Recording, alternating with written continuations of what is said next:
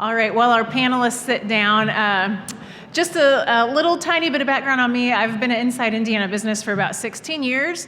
Occasionally some big stories come down the pipe, and it makes our jobs even more fun. And this development with GLP-1s has been a big story. It gets tons of clicks, tons of interest, and it's been fun to cover. And Indiana is home to Eli Lilly, one of the major players. So that just adds another layer of interest and fun for us to cover it here locally. And then you add the layer of startups in Indiana also working in this area. So it's just been a really neat topic to cover. And like I said, just makes our jobs a little bit more fun. So hopefully we'll have some fun talking to the experts today too.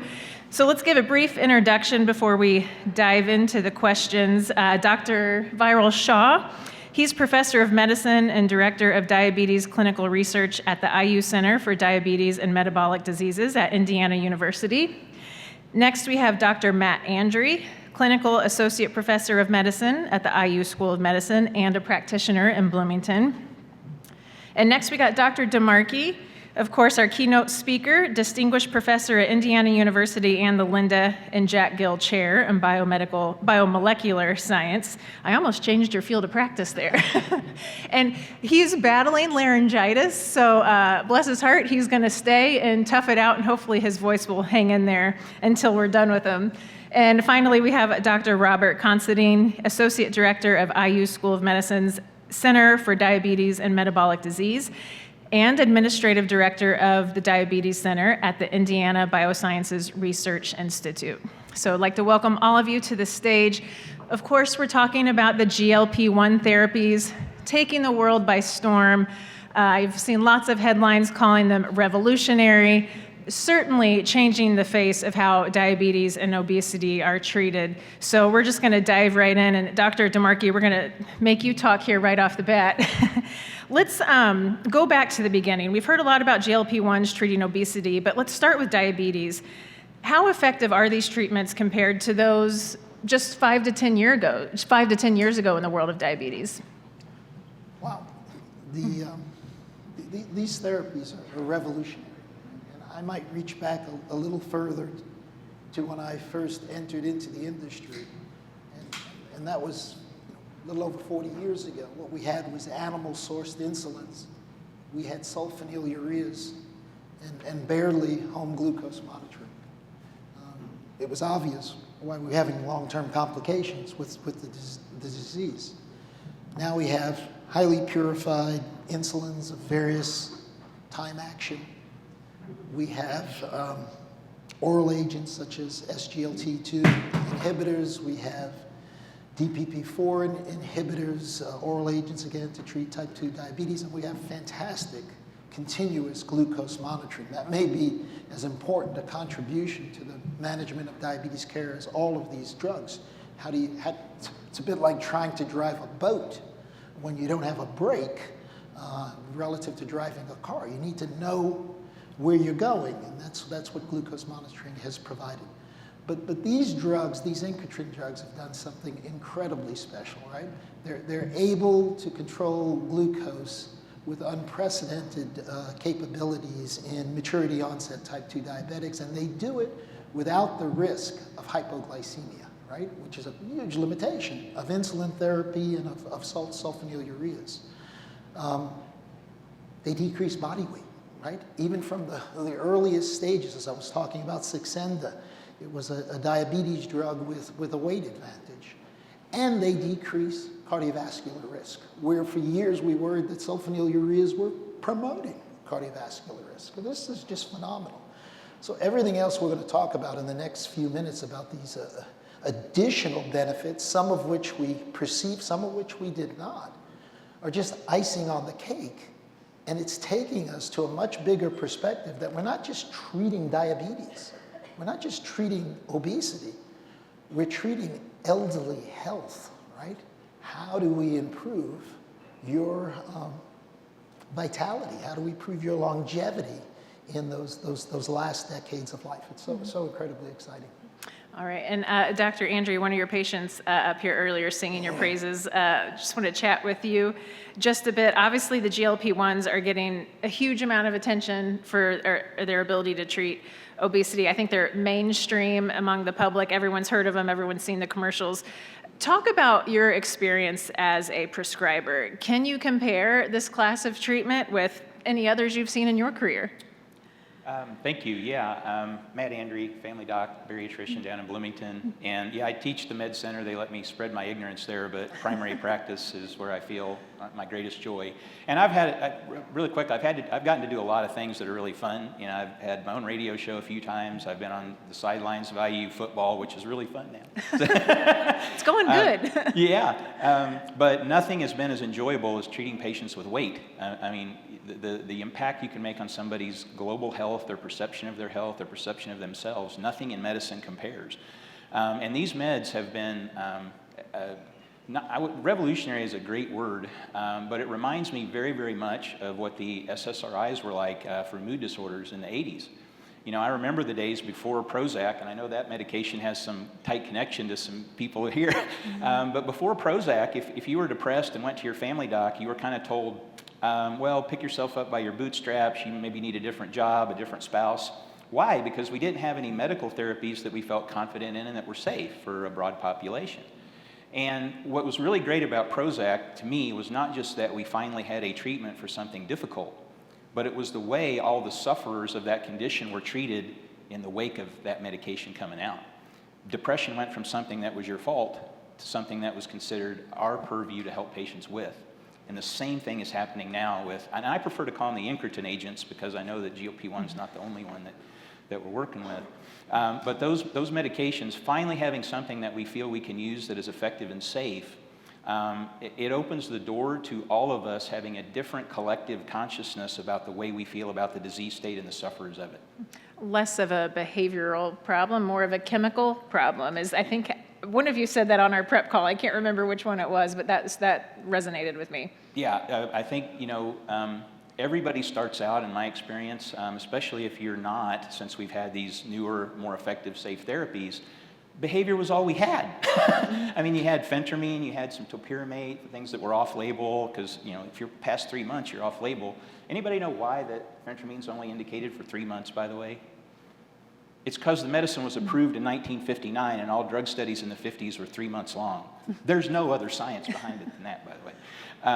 But now that we've got therapies that are very different, even the new clinicians coming out are in a very different education model where they're not given that same kind of negative, hopeless education around weight that I was given.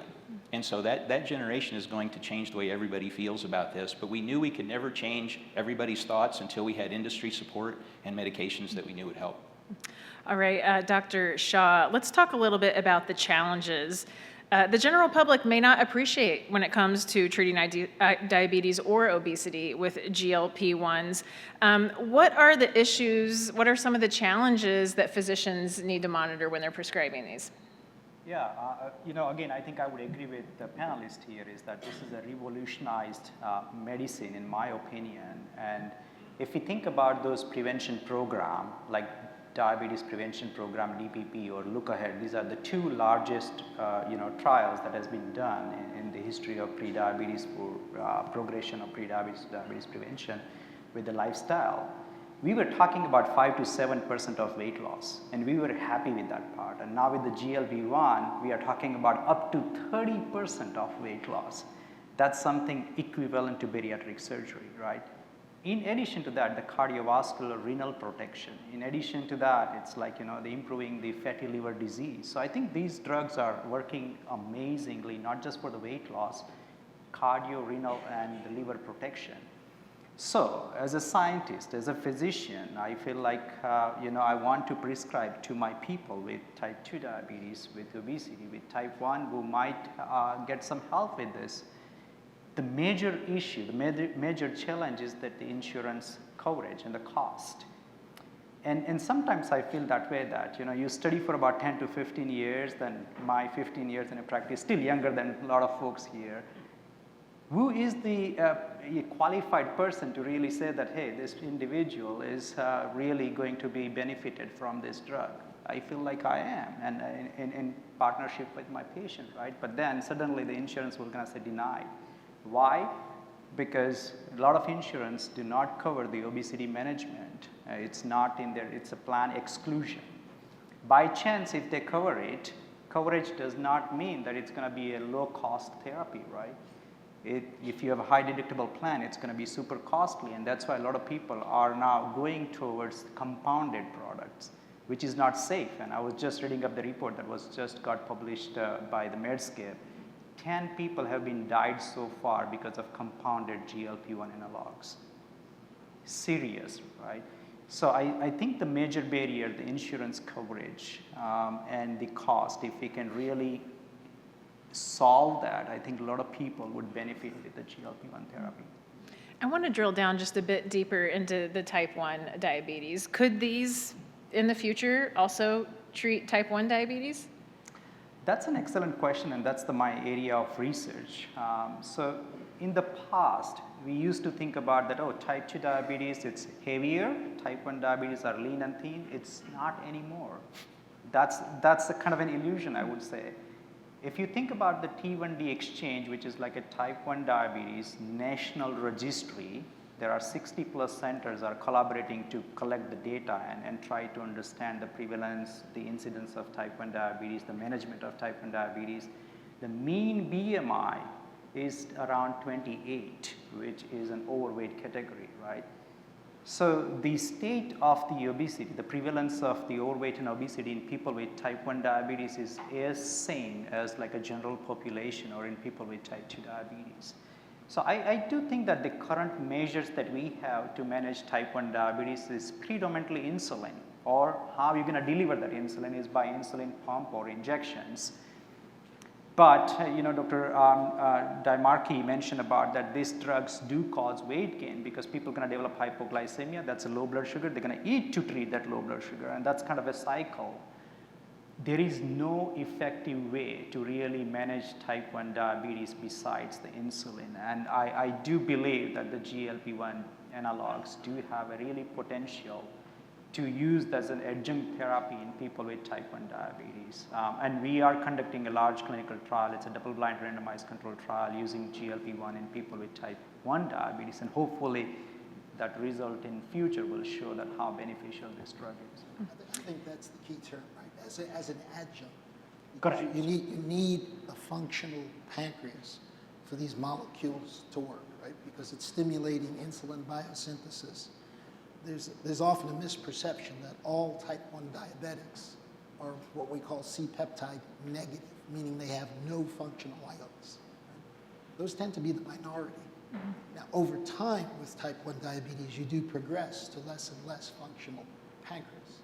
So for whatever that fractional component is that is still functional, I do think a GLP-1 agonist can contribute, not just a GLP-1, GIP as well, to minimize the amount of insulin you have to take. And we all know that it's easier to control the glucose of a type 1 diabetic who is C-peptide positive than one who's completely depleted. So I think there's a place for it. And it's actually been proven in smaller clinical studies, but no one is actually registered for that indication. Dr. Considine, I think this is a really interesting topic. We've touched on how obesity touches the younger population, children and adolescents. So the obesity rates in Indiana, of course, are not great in that area. Can GLP-1s be translated to children and adolescents? Can you talk about, where we are as far as making that happen? Yeah, that's a good question. So liraglutide or Saxenda was approved for kids in 2020. So we have now 4 years of experience with that, and most of the studies that are out there show that it's safe and efficacious. In talking to Dr. Pashby, though, parents are still concerned about what is the risk, do we know? And again, the studies don't see any risk, although the parents are concerned that a child would be on this for a long period of time, or importantly, later on, is it going to affect their reproductive capacity? And as Dr. Paxby would say, There's a risk to being obese to your reproductive capacity because you could develop PCOS, so that's not risk-free. And if anything, the reduction in obesity with treatment is probably better for your reproductive health than continuing through with obesity for those that would develop PCOS. So I think the take-home message at this point is that they are safe and effective in kids. And there are currently and so they're approved for kids 10 to 12, but there's some studies that are coming out where they're effective in kids younger than 10. So it hasn't been approved yet there, but I think the data looks like eventually that's going to happen. It's interesting. I, a long time ago, interviewed a pediatrician about a completely different therapy, and he said a lot of people think that for peds, you just take an adult therapy and you give them a smaller dose because they're smaller people. And he said, that's not how it doesn't work like that. So what's your opinion on that? So that's true. They're not small adults, but they've titrated dose in these kids, and it's effective. So I don't think that's an issue of just translating an adult dose. If I could take a second, I wanted to throw back to something else that came up earlier today. About one physician, about our future physicians knowing about this. So we have a case in the second year that the students do in the endocrine in the endocrine section, where they have to decide about this child who comes in with obesity but is in diabetic ketoacidosis. Are they a type 1, no insulin, or are they a type 2? And they have to work their way through the case, but then when they get to treatment, they learn, well, a few years ago, we would have just given this adolescent metformin to try to work with her weight and improve her diabetes, but now we can give liraglutide. So I think our future physicians are going to be a little more savvy about the drugs that can be used, and also savvy about treating the obesity as well as the diabetes. Dr. DeMarchi, let's talk a little bit about the stigma, which I know we've covered a lot today. There's so many commercials now that show these drugs. I think almost all of us at least know one person who has shown a dramatic weight loss on these drugs. Do you think the presence of these drugs is helping address the stigma? Well, I'm not really the expert to answer to that question. I think individuals like Henry and others you both see patients. patients, so what do you think? Please. I can start with that, and I think the stigma is on both sides, right? Like and again, the previous panelist really did a great job about describing it. And one of the way that I think the reducing that stigma is to educate, right? And I think now we have a potent molecules to really treat obesity effectively. There is a lot of education going on to really provide an education to physician. And now I think they are better equipped to treat obesity. And I think the stigma around that has been gone down a little bit. And same thing, I think, in a community that now again, there is a lot of work to be done, but the things are getting in the right direction, I would say. I think that it is changing. I think that a lot of the general population does take a bit of its lead from what medicine has to say about a lot of these conditions. And so what our opinion has been, I think, translates very much to what the public is. And unfortunately, I think we've had a lot of mythologies around weight and a lot of resistance to accepting new data and what that might mean. And my big hope is, and my admonishment is, if you're in clinical practice and your observations don't fit your model, it's not your observations that are wrong, it's your model. And all of us in this room, if we've seen obese patients over the years and weren't treating them, then we literally heard them tell us that, well, I have been eating better and I have been exercising and I've put on weight, and we just chose not to believe them. And I think that when we didn't have another alternative for explanation, that kind of made sense. But as we've done more research and now we understand that it is not as simple as just eat less, it depends what your metabolism does. We have 140 genes whose only job is to decrease your metabolic rate if you cut your calories. You turn on 10 or 12 of those, you can join Weight Watchers, lose weight easy. You turn on 30 or 40, then you and your husband join the Y and he loses 20 pounds and you lose 3. You turn on 100 of them, you can do a VLCD and lose 10 pounds and then not lose anything else for 6 months. But we have treated all those patients as if they were being dishonest with us when they told us that. And I think, honestly, it's just about us being more honest and more diligent as scientists and going with the observations that we see and letting our models change. you know what this reminds me of, this movement around the stigma with obesity, is Indiana's opioid crisis. And I feel like the stigma now has improved around substance abuse disorder, but it took years. And I think that now we're seeing some improvement, and I think that same with obesity. It's going to take years for the stigma to change. Yeah, I would just mention Prozac, taking us back there. By the way, Vince's dad, David Wong, was one of the three principals with Ray Fuller and Brian Malloy that led to the discovery of Prozac. And for all of the phenomenal effects that it had, the societal transformation, Lilly was enormously attacked by the Scientologists about this is not suitable to treat people for this condition. It's not something that requires pharmacology. So when we get those same questions in obesity, it takes me back to those days. By the way, another individual who was very prominent in all of this was Mitch Daniels. He was at Lilly at that time and leading the charge against the public outcry from the Scientologists not to be using this. Wow, that's fascinating. Dr. Considine, there's some buzz right now, which has also been touched on today, about the potential benefit of GLP-1s on Alzheimer's, Parkinson's, sleep apnea. Can you share a little bit on that topic?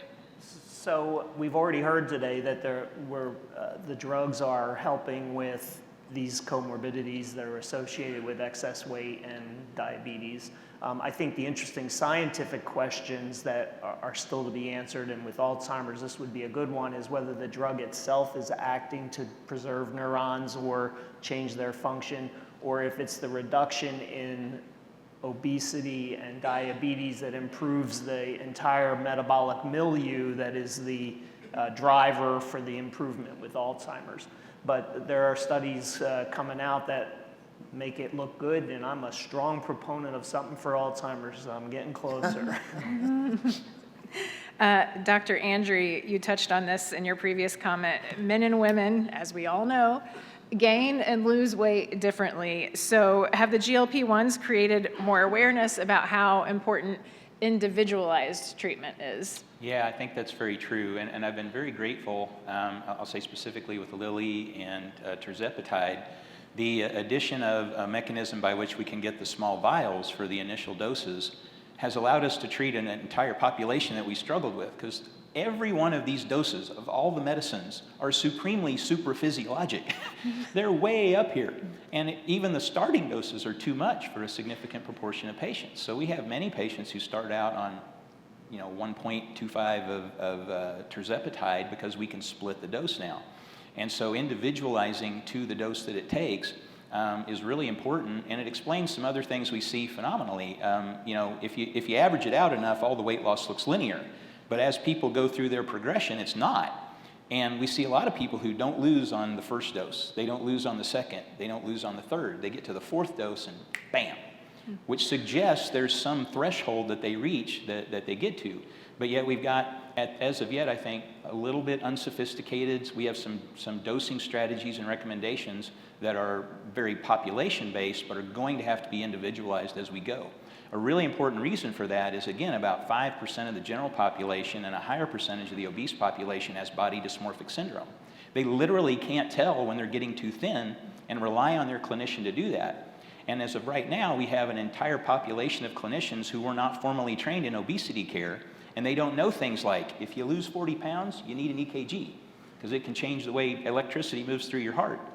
And if people are getting too thin on these meds, they're utterly reliant on their clinician to say, hey, we're getting a little thin here, I'm worried about your health, we need to stop. And clinicians are reluctant to do that. But if we don't police ourselves, it's going to be Ken Nunn who does it for us. So we really need to individualize, and I'm encouraging and asking for industry people, we need research on additional long-term dosing strategies. We're going to get back to that in a couple questions, because I do think that's a really interesting topic that hasn't been covered yet today. First, Dr. Shaw, want to talk a little bit about what you're seeing and what you expect to see down the road as far as the impact of this class of drugs on other cardiometabolic conditions. And lay people like me, I could name maybe one other cardiometabolic condition, so maybe if you could just water it down a little bit for us. Yeah, I think you did mention about sleep apnea, which is also a risk factor for a cardiovascular disease. And, you know, just came out of the press that tirzepatide, not just only reducing the weight, but reduces, we call it sleep apnea index, meaning by that how many times that someone has stopped breathing at the middle of night, okay? The people had a baseline score of about 50 and it reduced to almost 25. So 50% reduction in that leads to cardiovascular improvement. We had another trial that just came out about the knee osteoarthritis, right, where giving a drug, reducing the weight leads to a significant improvement in a pain score, not just, you know, that gives a quality of life to individual. So cardiovascular, yes, but there are a lot of other comorbidities that are associated with increased risk for that cardiovascular disorders. And I think nowadays, I think more data and more trials are coming out to suggest that this kind of molecules are really great in improving cardiovascular health and quality of life. And one thing we haven't talked about yet that I think we should is the muscle loss. I don't think we've touched on that at all, that can come with taking these drugs. So I'm just going to throw that one open out there, whether you both want to talk because you see patients or from a research perspective, maybe Dr. Constantine or Dr. DeMarchi, but talk just a little bit about the muscle loss and touch on any other challenges that you might want to. Yeah, sure. I can start and I think you can chime in. So this is a real where people start losing the weight. Yes, great. After a certain degree of weight loss, they are not only losing the fat mass, but they are also losing the muscle mass. And we also call this is called sarcopenic obesity, meaning by that you have a weight that is slightly on a higher side. You may define that overweight or obesity by just the BMI, but most of that is actually a poor muscle mass and more fat. And weight loss associated with this drug leading to sometimes more muscle wasting is not good, and this is particularly in older individuals. Sometimes I'm very watching them carefully, and once they are like in a kind of a trajectory of losing the weight further, then I would say I want to just either reduce the dose, back off a little bit, and make sure that you're not losing it further. That can also lead to a bone loss because I think earlier in a panelist that they mentioned about that the obesity is actually good to bone in one way. I'm not going to say completely that it's good, but because of the weight leads to slightly more bone density. And so if you lose that, you are also losing the bone density, and so you will have a higher risk of fracture. So again, there are pros and cons to this drug, right? We didn't talk about nausea and vomiting associated with this. Some people are literally sick even with the smallest dose. They cannot tolerate the drug. So yeah, there are a lot of issues that I think we need to think about when we are using this therapy in a clinical situations. Yeah, I think what it's showing is that the most predominant impact on muscle mass and bone mass is body weight, right? So if you want to increase it, put on more weight. Well, that's hardly the therapy most people are looking for.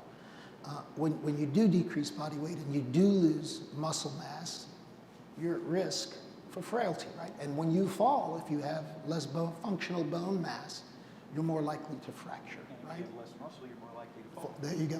And so I think what this has done is elevated what we tried to bring to the public awareness years ago before these obesity trials in developing drugs to treat sarcopenia.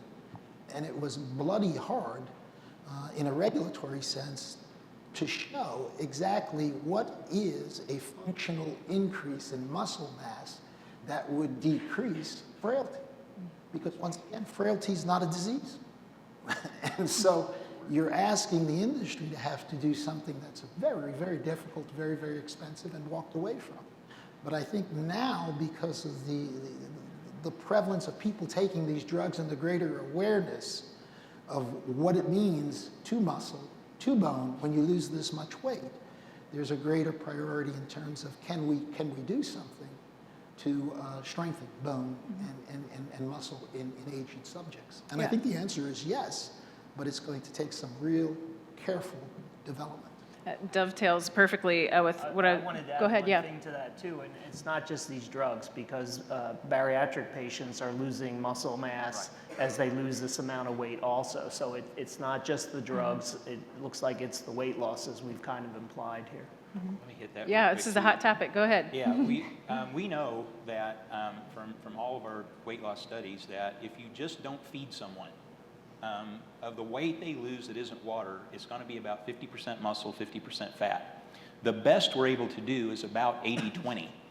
And what you must do to do that is you have to have about 1 gram of protein per kilogram of ideal body weight daily while you're in the weight loss phase. And again, one of the challenges we have is I'm teaching doctors every week about this. They don't know that. So we're not doing our part on educating the utilizers of these agents on how to keep their patients at good muscle mass. Now, what is encouraging is that Lilly has data with tirzepatide that shows a preferential loss of fat compared to lean mass, and at least they're asking the question. So I think there is a better understanding and a recognition of how important that is. Okay, I want to go back to that end game question again. Taylor Swift reference. I don't know if anyone's still excited that Taylor Swift was in town, but some people got that. Okay, so I've read that if you keep taking, you keep losing. So you've touched on the risk of losing too much weight for some patients. Are doctors, are researchers, are drug makers still trying to figure out, what is the end game for this class of drugs? Is it as simple as reducing the dose? I've read you can't stop taking them because once you stop taking them, you regain all the weight. So it begs the question, how does it all end? What's next for the patients? I actually don't find that. Clinically, we have, I would say the average patient now who's in a maintenance phase is taking 1 injection every 2 to 3 weeks. And it's typically 1 injection for 1 week? Correct. Okay. And again, that's completely off-label, but I'm in a rock and a hard place. I have the patient's safety to think about and then recommendations that don't accommodate where they're at. So, I'll just say myself, I've lost the same 40 pounds 4 times, but since I started Trulicity back some years ago, I haven't had a problem yet. But I'm aware of it enough that I've worked on what doses are appropriate for where people are at, but if you can correct the underlying baseline endocrine milieu that led to the obesity, you may not need the same intervention over time. Just like, that's why diet and exercise is wonderful for prevention and not also helpful for treatment, because you have all these defense mechanisms inside that have been turned on, and those can shift if the milieu shifts. And so we don't know yet what the best long-term dosing strategy is for these. Does anyone else want to touch on that topic? Dr. DeMarchi, you look like you're about to say something. Well, a lot of what we're learning is being done in clinical practice right now. The best clinical data, the registration studies, and in those studies, the subjects looked more alike than they looked different. And that's done for a purpose, because you're trying to enhance the signal to the noise so that you can get a registration package completed in a reasonable period of time. And so the more common complaint that I hear is that after a year, if I'm on Ozempic, I'm plateauing after losing 15 to 20%. If I'm on tirzepatide, I'm plateauing somewhere around 20 to 25%. What do I do if I want to lose additional weight? And so if I'm unlike the subjects that were commonly recruited into these studies, 100 kilograms, right, about 220 pounds, who have lost that 20 or so percent, that's one thing. But if I'm a patient who has 150 kilograms, am I going to plateau in losing 20%? Or do I just have to go twice the length of time to get back? We don't have real good data right now to know that, but yet we're practicing medicine in patients who represent that. And I think that's the biggest concern that I have, that we have to be incredibly vigilant as the use of these drugs expand exponentially. The registration studies were done in tens of thousands of patients, right? This is large numbers. And they were done for extended periods of times where some patients, a good number of patients have been on these drugs for well over 5 years, but not many, more than 10 years, right? So now we're expanding into millions from thousands, and we're intending to treat people for many decades, not just 5 years or a decade. And so we just have to be incredibly vigilant in looking for things that may not be what we want to see. We're seeing all the wonderful things and more. That's terrific. I'm not trying to raise a concern. I'm just trying to raise our awareness that we're practicing medicine and with experimental reagents when we go into patient populations where it has not been studied for registration purposes. And we talk about the cost, which has been addressed today. So these patients may or may not have to be on it for life, or maybe, because I mean, that's a cost issue. I want to just add some clarification and touch on this point too, is that number one, not every single patient would lose weight when they are on this kind of a medication. About 15% of people do not respond to either GLP or GIP-GLP combination. We don't know why. It could be some genetical factors. We actually did small study and tried to understand the genetics, and we found out that the people who have a melanocortin 4 receptor, which are responsible for hunger, the way that we eat the food and sensation around that part, if you have a mutation of that gene, probably you're less likely to respond to these kind of drugs.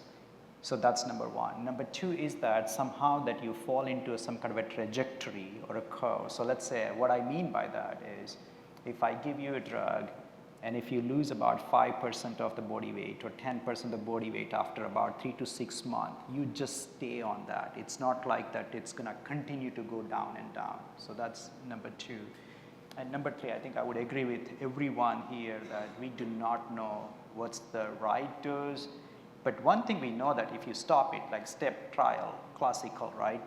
Most people is going to be back to close to their baseline, not fully at baseline, but close to their baseline. Meaning by that, it's a chronic disease, it's a complex disease, it's a similar like a blood pressure. If I treat someone with a blood pressure or high cholesterol, do I stop the medication when they have a normal blood pressure? No, it's because that we know that this drug, when you stop it, the blood pressure is going to go up. So I think it's the same thing in the obesity, but I don't think that we're going to stop it, but we don't know exactly that what would be the minimum dose that is going to be a safe and effective for that individual for a long period of time. I think that's the million-dollar question. I think that's very true, and the thing is with our patient panels we had up here earlier, and my patient was saying that she stopped one of her antihypertensives. As people reach healthier weights, their comorbidities improve. We change their doses so that we're not over-treating them. We've not begun to do that with the very agent that got them the weight loss in the first place yet. We have to investigate that. Very good. One thing I'd like to touch on too, I kind of consider myself a layperson. I feel like I reflect the layperson's perspective on this topic. When I started covering these, I thought to myself, well, bariatric medicine is going to be a lot less busy than they were before this. So I know you have experience in bariatric. Go ahead and poke holes in that. Oh, well, it was one of the big fights we always had at the OMA. There was a large group of clinicians who felt like, hey, we need everybody with a weight problem to be seen by an obesity specialist. And then there were other of us who was like, that's like half the country. We don't have nearly enough people who are trained to do that. So if this will happen in primary care, it will not happen. However, we have really yet to update our education around this disease state, especially in the medical schools, but even in our clinicians who are already in practice. And we're going to basically be relying on the companies who are providing these agents to provide a lot of that education. So, go ahead. So I would add, there are some studies coming out now where when bariatric patients plateau and they will restart to regain weight, and for different people that's going to be a different amount. There are some studies showing that using a GLP when they're in the trial now helps them to maintain their weight loss. And then on the flip side, there are people who are not going to respond to these drugs who might still respond to bariatric surgery. So I don't think the surgeons are worried they're going to be out of business yet, but there's going to be some combination of the two things that's going to be optimized for every individual. And we only have just a few minutes left, but you just mentioned combination, and on our next panel, in fact, we have a startup, Adipo, and I recently wrote about them, and they were saying that the future of obesity treatment, maybe this is a good way to close, it's not just going to be one drug. It's going to be multiple drugs that do multiple things, and in the future, the patients are going to be taking 3 different drugs that get to the point in a different way. So one of you or all of you, maybe just quickly touch on that and we'll wrap it up with that. Well, I think you could see that the world has moved from GLP-1 specific agonism to multi-mechanisms of agonism, and if you can integrate that into a single molecule, you can certainly facilitate your ability to get these things approved and regulated. That's part of the reason why you see things like tirzepatide, retatrutide. I think the bigger challenge is when you change mechanism of action, when you bring new mechanism of action, do you tie yourself to the same paradigm by which we went about developing compounds that largely work by suppressing appetite? You want to lose weight very quickly, stop eating, all right? Now these drugs do more than just starving yourself. That's very, very clear. But the point of the matter I'm making is that there's a huge economic incentive when you're developing these drugs to show the maximum amount of weight in the shortest period of time. That may not be appropriate for a new mechanism of action, right? I worry when I'm changing metabolic rate, whether I want to go at maximum speed to match appetite suppressant. I may exceed the safe indication. And it may, as Dr. Andre was saying, need to be tailored, used in a way very much like insulin is used in a type 1 diabetic. You have to customize the therapy. But I don't want to lose a valuable mechanism for treating people who have excess obesity or those that don't respond to an incretin. Because I didn't develop that mechanism intelligently, I tried to fit it to a different paradigm, which is driven by economic considerations. Interesting. Any, the rest of you want to touch on quickly, just that maybe in the future it being a combo of drugs? Yeah, well, I'll point out the slide that you brought up. These additional mechanisms I think are very important, and one thing we've been kind of frustrated with is that the FDA still requires all these medications to say that the MOA is appetite reduction.